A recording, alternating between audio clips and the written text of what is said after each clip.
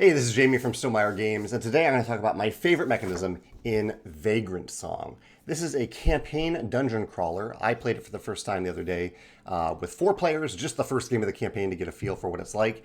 And I had a lot of fun with it. It's a cooperative campaign game, dungeon crawler, with a great twist. I really like this twist.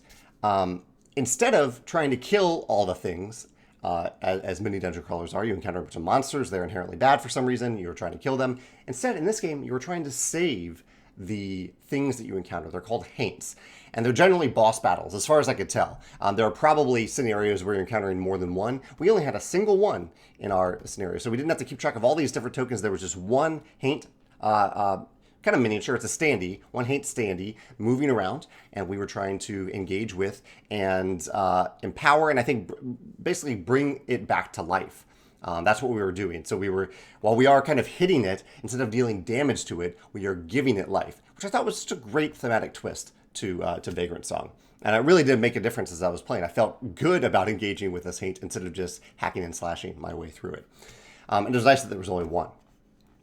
So I really like that. That in itself, I think is really, really important. I really, really like that. My favorite mechanism in the game, I think, though, is the bag of goodies, which I actually don't have a photo of here. But there's a little bag. It's a checkered bag. It's cute. It goes with the aesthetic of the game really well. And at various times on your turn or on the haint's turn, you are going to draw a token out of this bag. I believe it happens pretty much on every turn.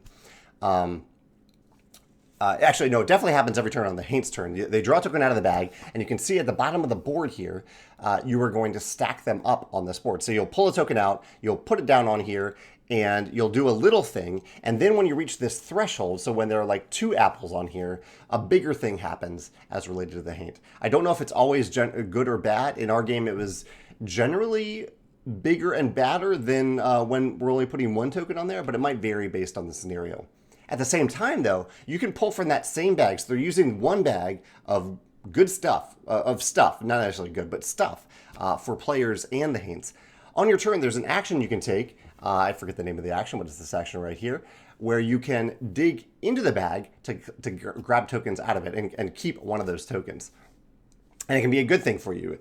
I took this photo at the beginning of the game, but by the end of the game, I had collected a few of these different tokens, and they can be used for various good things. So I really like the dual use of the bag for both you and the haint. I love that when you dig through that bag for yourself, everything is good. You're never drawing something bad out of there. You're getting something good.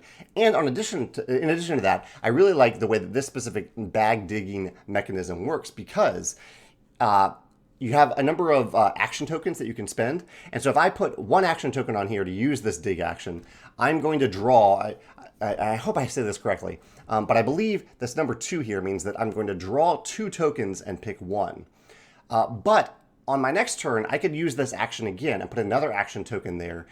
And I believe at that point in time, I will draw tokens equal to the number of action tokens that are there. So the next time on my turn that I draw from the bag, instead of just drawing 2 and picking 1, I'm going to draw 4 and pick 1. So the more you do it on the same turn, the more options that you have to choose from. I thought that was a really nice kind of mini scale sense of progression if you wanted to really focus on that on your turn. Please correct me in the comments if I misstate that, but if I do misstate that, I think it's a pretty cool mechanism that the more you focus on something on your turn, the more you do something, the better at it you get, and you're rewarded for it.